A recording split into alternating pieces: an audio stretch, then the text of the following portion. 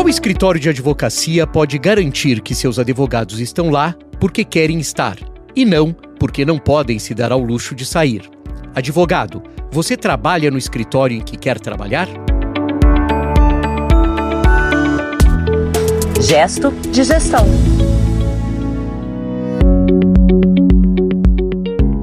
Olá, que bom ter você aqui na nossa audiência do Gesto de Gestão. Tá chegando agora? Opa, então aproveita para maratonar os outros 87 episódios do nosso podcast. Afinal de contas, esse aqui é o 88. O nosso ombudsman ligou pra mim a semana passada e falou assim: Lupe, para de bater a mão na mesa, que você fica batendo a mão na mesa, não é código Morse. Então, tá vendo? Eu trouxe a bronca do nosso ombudsman pra cá, tá bom? Pertinente, porque a audiência estava fala assim, percebendo. Não dá, né? Mas e aí, André, tudo bem? Tudo bem, Lupe? Tudo jóia, Dani? Tudo bem.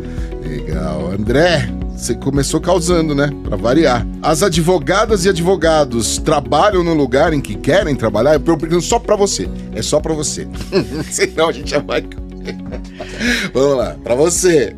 Eu não sei. Quer dizer, essa é uma pergunta que você faz que eu realmente não sei. Eu não quero perguntar pra essa outra moça. Não. A Dani vai ter as opiniões dela também, etc e tal, mas assim, eu não sei. Mas há um mês atrás, e a gente tá tratando, hoje a gente tá no dia 21 de agosto, e há um mês atrás teve uma notícia que toda a imprensa especializada no negócio da advocacia publicou, que causou bastante reboliço no mercado e que me estimulou a nossa produção a colocar essa pergunta. Entre todas as matérias que saíram, eu peguei a da Catherine Rubino, que é editora-chefe da plataforma Above the Law, que é uma plataforma que eu gosto bastante também, é apresentadora de podcast, que nem nós, e ela escreveu uma reportagem sobre as novas regras da saída de sócios do maior escritório do mundo, o Kirkland & Ellis, que tem uma receita, só para lembrar os nossos ouvintes, né, de 7,2 bilhões de dólares.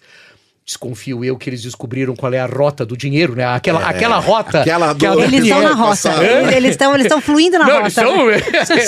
São Paris-Dakar asfaltado. Se você não tá entendendo, ouça o nosso episódio número 87, você vai entender a rota do dinheiro. A rota do dinheiro. Então eles fazem 7,2 bilhões de dólares, fizeram no ano de 2023. São 3.514 advogados, sendo 539 sócios patrimoniais, que são os chamados equity, e 969 sócios não patrimoniais, denominados non-equity ou que não têm capital. As regras de saída são desprezadas pela advocacia brasileira, Daniele, eu já coloco isso. Isso não foi a Catherine que escreveu, sou eu que estou dizendo, né? Ela invariavelmente, eu vejo muitas regras de entrada, Lupe, mas poucas regras de saída, que não acredita, né? Eu sempre fico pensando que a advocacia brasileira não acredita na possibilidade de um advogado querer sair de uma sociedade, o que me parece que é algo que absolutamente quase todos querem. Quem não quer sair é você, Lupe, e Daniele do Gesto de Gestão. Isso não. De forma eu já sei, né? Mas esse é mais eu chamaria de mais um auto-engano da gestão de escritórios que invariavelmente se tornam reféns de sócios que passam a fazer exigências. Então, na eventualidade absolutamente corriqueira dos sócios saírem, os escritórios que não previram no seu modelo de gestão as regras para as saídas de sócios se tornam reféns desses ex-sócios que passam a fazer exigências incompatíveis com a realidade financeira da Branca e, pior, Lupe, com a própria participação no eventual sucesso do empreendimento, a sua participação, ou seja, ficam se achando mais do que o que na realidade são. Quando isso poderia ser resolvido com regra de saída. Olha, tem uma regra de saída que vai ser acordada por todos. Então tem regra de entrada e tem regra de saída. Portanto, fica esse alerta para que os escritórios tenham muito bem esclarecidas as regras de entrada, onde é tudo aparentemente maravilhoso, e as regras de saída, onde tudo é impressionantemente realidade. Eu gostei quando vi esse texto, eu tenho que falar que eu achei bacana. Quer dizer, tem uma coisa que parece que vai ser tudo maravilhoso, né? E depois tudo é realidade, né? E a realidade às vezes não é tão maravilhosa. Tô olhando pra Dani. Como é que fala? Expectativa e realidade, né? É o meme, é o meme.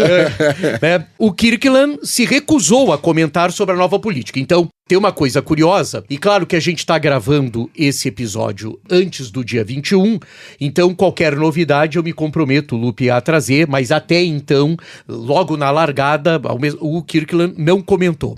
E aparentemente não vai comentar, tá, Daniele? Porque você também tá acompanhando isso, né? Pra mim é uma novela esse assunto, assim, de capítulos mesmo, acompanhando o que vai dar, essa queda de braço. Eles não querem comentar sobre isso, porque eles fizeram várias, né, André? Assim, recente, eles eram assim, primeiro de pagar muito mais pros júniors, agora de não divulgar as regras. Não, e logo eles, né, que são os tem uma série de coisas. Os que mais atraem, né? Exatamente. Vivem pegando sócios laterais. De tudo quanto é canto. Então, vamos lá, vamos entender. Ele se recusa a comentar a nova política que, entre outras medidas, reduziu o período de aviso prévio para sócios patrimoniais que saem dos 120 dias para 60 dias. E também reduziu o período de tempo que o escritório tem para pagar os dividendos sobre o capital aos sócios que estão saindo, de 12 para 3 meses. É uma coisa curiosa, Lu, porque você olhando assim, parece que é coisa boa, né? Mas não é. Né? O 120 para os 60 dias é uma redução que é como se ele dissesse assim: bonitão, bonitona, não preciso de você. Pegue o seu banquinho e saia de mansinho, né? Ele reduz efetivamente para atrapalhar a questão. Não vai dar para você fazer muita coisa, avisar muita gente, etc. Mas o pior disso é a redução que os dividendos que ele vai pagar, e isso é que pegou muito no mercado, né? No mercado, não é o de 12 meses, é de 3 meses. Então ele reduz, é como se ele tivesse assim: você quer ir embora? Então vai, mas vai sem grana, viu? Vai sem dinheiro, etc. Foi isso que você entendeu também, né? Foi. E essas são as polêmicas, né? E você sabe, Dani, que é até bom eu estar confirmando isso contigo, porque todas essas reportagens, elas são em inglês, né? Sim. E em inglês tem uma coisa que você vai lendo e diz assim: mas será que é isso mesmo? Sempre a gente fica com aquela coisa, mas será que é? Será que é isso que eles estão falando? Então, não é um bom negócio para quem está saindo. E é isso que o Kirkland Enelis. Lupe, antes de você fazer a sua próxima colocação, deixa eu dizer que tudo que o Kirkland movimenta, tudo que ele faz tem um impacto que eu acho que a gente não consegue nem ter a dimensão, porque ele é muito maior do que o segundo. Ele é praticamente 2 bilhões de dólares maior do que o segundo escritório. Então, é o grande líder. Se tivesse um apagão na advocacia mundial, seria igual teve da Microsoft outro dia. Seria mais ou menos isso. É mais ou menos isso. Eu não sei se eu já contei aqui, eu acho que eu já contei. Se eu estiver repetindo, eu peço desculpas para os nossos ouvintes, que eu muito bobão, né? O dia que eu fui no prédio do Kirkland Enelis, estava... Acho que você não falou, eu tava com a Maura... E eu fiz a Maura tirar uma foto minha, bobão de tudo, assim, na frente da placa do Kirkland Enelis, né? Porque para qualquer pessoa que estuda o negócio da advocacia, eles são uma referência. Eles ficaram uma baita referência. Então, essas regras movimentam muito, foram impactantes, e voltando, entre outras questões, tem essa questão especificamente da redução do aviso prévio, que era um conforto pro advogado que estava um pouco saindo, sabe? Ficava meio garantido. E ele só faz essa redução para ele reduzir para 3 meses o pagamento de dividendos. E me dá a sensação, né, André, assim, de como ele é líder de mercado, né, os maiores faturamentos, ele é como se ele dita as regras, né, ou seja, quem é que vai querer, entre tese, sair de lá, né? Então, já que eu sou líder de mercado, eu dito as minhas regras e vou dificultar a saída. Né? Exatamente. E ele ditou as regras dele. Mas a gente se compromete, né, Dani? Sim, a ficar informando sobre os acompanhantes. Eu tava aqui lendo... Eu não tinha essa dimensão de que ia se transformar numa novela. Mas se a Daniele diz que vai se transformar em novela... Mim vai ser uma novela. Atenção. A gente adora uma fofoca. Exato. Mas, gente, não, agora dupla. Vamos lá. É claro que eu vou botar só um bold aqui, porque pra gente não perder o ritmo, porque essas medidas têm impactos diretos, creio eu, não? Sim. A primeira coisa que a gente percebe, muito assim, e especificamente, eu acho que a Daniele concorda, é que elas aceleram o período de desligamento que contribui para a retenção pelo escritório dos clientes atendidos pelo sócio, né? Quer dizer, me dá uma sensação. Em dimensões como essa, não existe o cara que é dono do cliente, sai e leva todo mundo. Mas nas dimensões que eles fazem esses movimentos, levando a prática inteira, né? Vou levar propriedade intelectual, vai 40 advogados. Sim. Sim. Vou levar direito digital, leva 70 pessoas.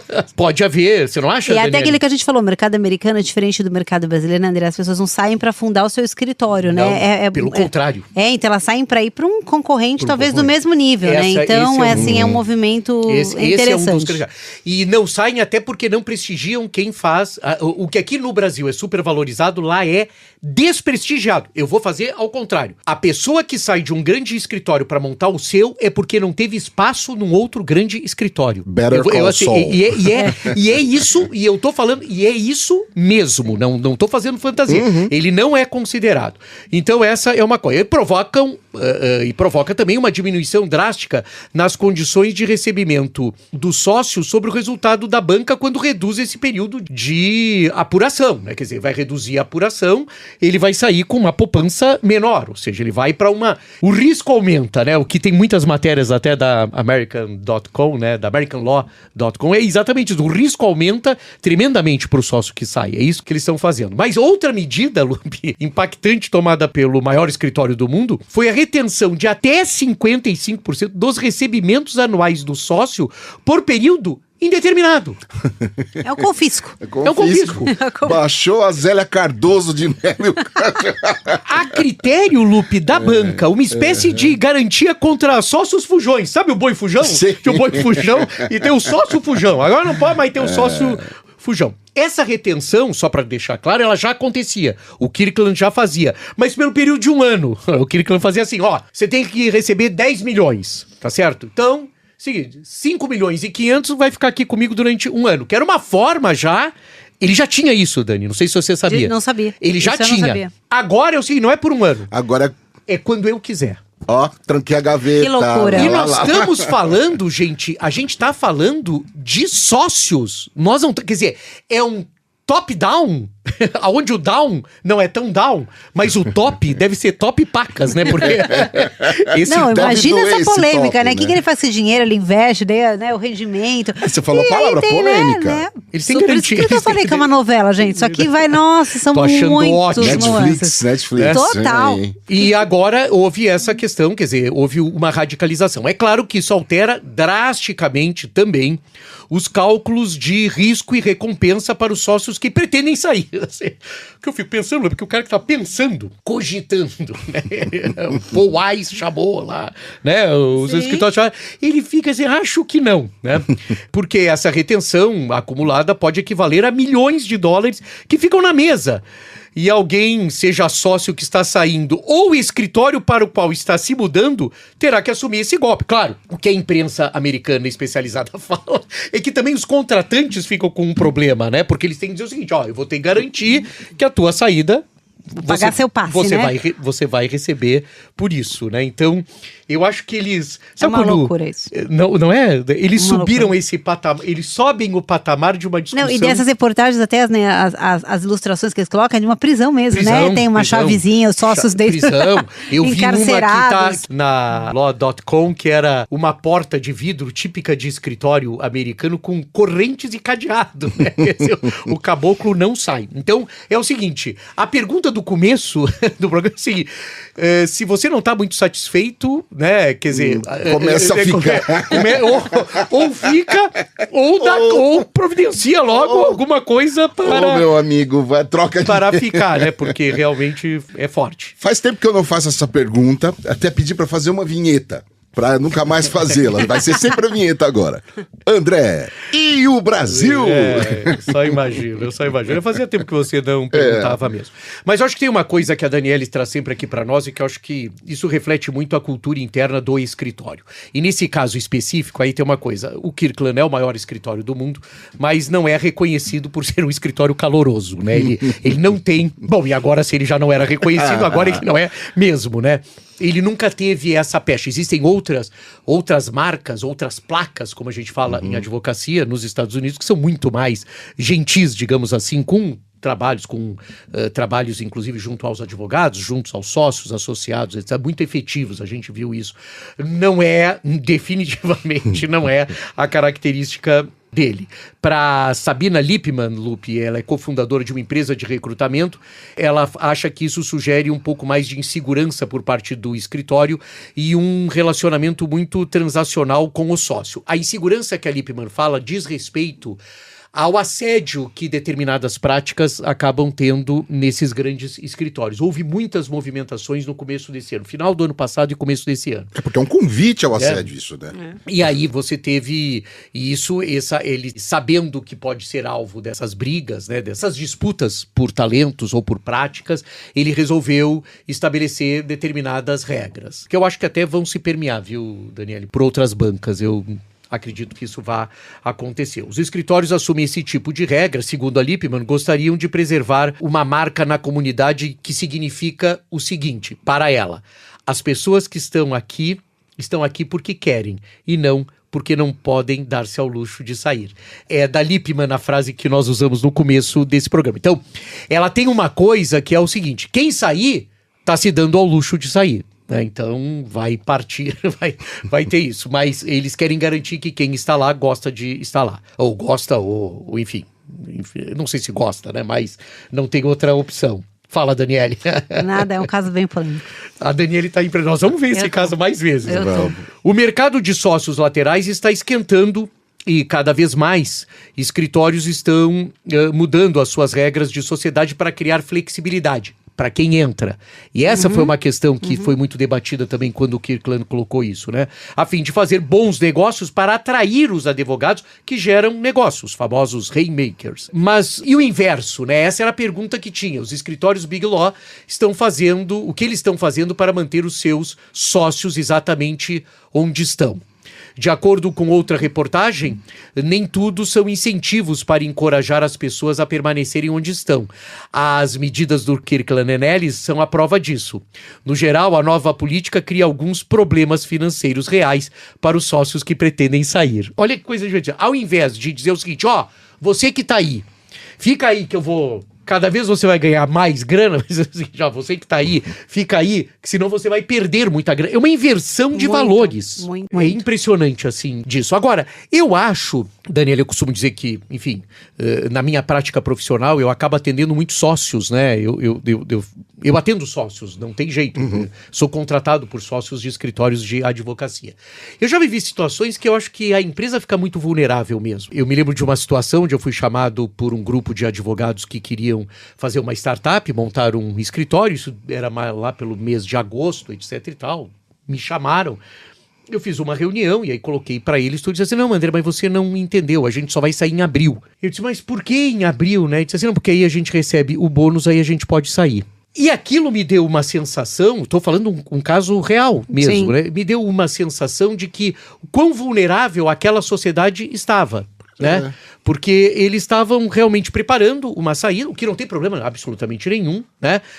Mas de uma certa maneira, o escritório, que na lógica da gestão remunera o bônus, né? Porque se dilui sob o ponto de vista, distribui os excedentes para que o advogado permaneça, olha que legal, foi um trabalho seu, né? Nós temos um excedente, olha, você está aqui com um bônus, né? É o excedente que se distribui, ia distribuir, o que não estou discutindo aqui, podia ser até um direito desse sócio, mas ia depois ficar sem esse grupo de advogados. Não era na proporção que nos Estados Unidos eles fazem, né? 40, 70 advogados, mas eram 4 advogados, então era uma questão... Mas não deixa de ser importante. E quando chegou abril, impacto, né? Lá me foram embora. E foram embora, eu não dei continuidade para isso, mas percebi do lado a fragilidade. E aí, quando eu atendo escritórios, quando eu sou chamado muito para startups, mas não é sempre, né? Mas quando eu atendo escritórios, esse é um exemplo, sem declinar nomes, por óbvio, nem do escritório, nem dos advogados, que não haveria sentido, de cuidados que se tem que ter sobre isso. Por isso que a diluição representada pela distribuição dos excedentes financeiros, que a gente chama de bônus, eles têm que ter regras muito precisas, né? E garantias de que eu estou retendo. Não estou, antes que a Dani olhe brava pra mim. Tanto que ele já tá falando só olhando pra mim. Só, né? Eu não estou defendendo, eu não estou defendendo, até porque não teria condições, isso que eu falei pra Daniele até antes do começo do programa. Eu nem faço juízo sobre o Kirkland & Ellis está fazendo. Acho que ele pode ter repercussões, vamos ver o que acontece. Algumas medidas de gestão, às vezes, Lupe, a gente já viu isso na história da advocacia, do negócio da advocacia, dão com os burros na água, né? Dão mesmo. A gente acompanha isso, tem escritório que faz uma coisa achando que vai ser o ó do Borogodó e fica o ó do Borogodó ao contrário. Ao contrário, né? Só que não. Mas é, de uma certa maneira, uma forma de retenção. Prisão, diria a Daniele. Vamos dar uma notícia boa? O escritório acaba de o nosso escritório aqui, que cuida do gesto de gestão, acaba de escrever que Daniele Serafino tem o contrato renovado e não tem risco de sair e que todos os bônus serão recebidos. Por isso que eu não tô recebendo nada, tá tudo retido. Agora descobri. Agora entendi. Precisamos. O André tá retendo aqui meus lucros. Mais de 55%. Nossa, não, 100%, porque não é 100%, tá tudo retido. Ed Chaves, não retenha o nosso sinal sonoro para nossa Daniele Serafino vir com o nosso gesto de inovação. Dos assuntos que eu mais gosto de tratar, grande parte falam sobre comportamentos das pessoas, muito sobre tecnologia, que a gente está no gesto de inovação. Mas também gosto muito de ler relatórios, ler pesquisas, né, e ver esses insights que as pesquisas nos trazem. No ano passado, a gente falou sobre essa mesma pesquisa, então vale a pena a gente depois retomar aqui. Mas o que eu quero falar hoje aqui são dos principais insights de uma pesquisa que eu gosto bastante, era uma pesquisa bastante respeitada, que chama Future Ready Lawyer. Ela é feita pela Wolters Kluwer, que é um centro de pesquisa bastante interessante, e nessa última pesquisa eles entrevistaram 700 advogados em diferentes países e eles apresentaram as tendências, né, do futuro do direito. Algumas são batidas, vocês já ouvirem aqui, não precisa nem ler a pesquisa, a gente fala delas o tempo todo, né? Então eu vou passar um pouco mais rápido sobre elas, mas algumas outras eu achei bem interessantes. A principal pesquisa, que é a bola da vez, né, é IA generativa no direito. Então a gente, né, começar pelo óbvio aqui, não tem jeito. Acho que o que diferencia dado novo que essa pesquisa trouxe é que do ano passado para cá, o aumento, né, dos advogados que planejam utilizar a IA generativa tem crescido e nessa última pesquisa eles estão já no percentual de 73% dos advogados já, assim, cada vez mais aceitando a ideia que ela veio para ficar e que ela vai ser incorporada no seu dia a dia. Metade desses advogados veem como uma oportunidade excelente para o direito e 25% estão olhando aí com cautela, estão um pouquinho de medo. A tendência 2 é a tecnologia como um novo diferencial realmente no direito, né? Então ela continua sendo aqui um fator decisivo para o sucesso do setor jurídico, né? A gente está falando desse momento que a gente está vivendo, da transformação digital, né, do nosso setor. Mas a pressão para adotar, né, a tecnologia no direito, ela só vai aumentar daqui para frente e esse relatório apontou isso também. Então essas ferramentas de tecnologia, elas estão focadas em produtividade, eficiência, reduzir riscos de perda de clientes e a grande maioria dos advogados, 87%, acha que a tecnologia tem melhorado o seu trabalho. Então a gente tem visto não só um aumento da tendência da tecnologia no direito, mas também de um pouco desse comportamento, nessa mentalidade dos advogados, entendendo isso como um tom positivo. Aí eu diria que as novidades, né, que trocaram um pouco aqui as tendências, são essas últimas 3. A primeira delas é uma tendência de desafio de recrutamento e retenção de profissionais jurídicos. A gente falou um pouquinho esse ano aqui, né, em alguns episódios, sobre essa crise, e realmente é uma crise no setor jurídico.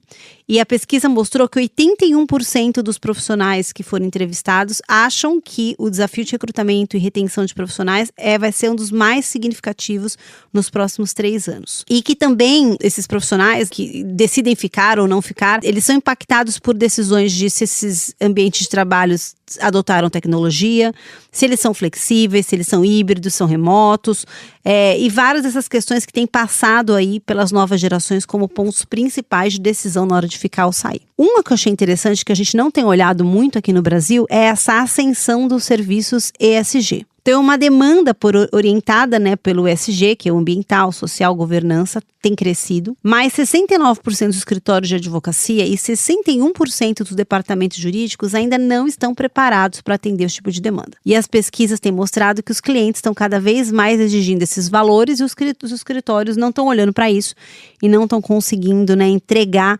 como eles, né, tendo aderentes ao ESG. E essa vai ser uma questão de uma tendência do mercado olhar para isso, exigir isso, né, e cobrar essa questão. E o último ponto, que também a pesquisa mostra aqui, dessas 5 principais tendências, né, para esse futuro da profissão jurídica, é que apesar do setor jurídico estar se esforçando para aprimorar, né, as experiências dos colaboradores através das práticas de diversidade, equidade, inclusão, né, e pertencimento, né, que a gente chama do DEIB, 82% dos advogados que trabalham nos escritórios dizem que isso não acontece na prática, né, que 43% no fundo fala que faz, mas não tem políticas realmente efetivas sobre isso.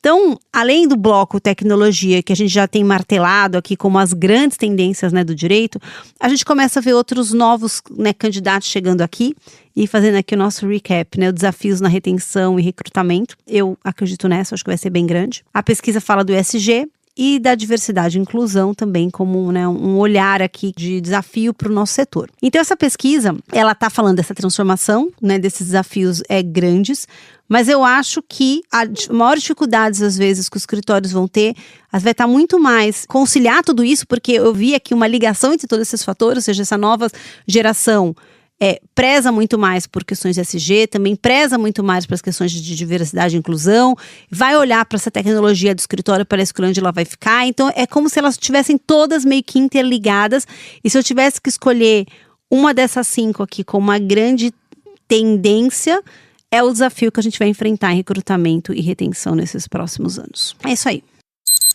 É isso aí. Bom, fica por aqui o gesto de gestão, junto aí com o gesto de inovação. Queria agradecer Daniele Serafino, aqui sempre com a gente, André Porto Alegre, e também a nossa audiência, que está sempre aqui nos acompanhando, e você pode inclusive nos ajudar aí com suas opiniões, se você está ouvindo a gente aí pelo Spotify, pode aí escrever pra gente, dar sua opinião, logo a gente vai colocar algumas enquetes, por exemplo, se o Vitor fica no lugar da Aline, ou se outro escritório leva a Aline embora. Não, brincadeira, gente. Mas é isso, quero dar um beijão aqui pro Vitor Presoto que tá na mesa, Ed Chaves lá nos controles da edição e montagem, e a equipe da Compasso Collab que nos ajuda muito aqui com o gesto de gestão. É isso, até o episódio 89. Gesto de gestão.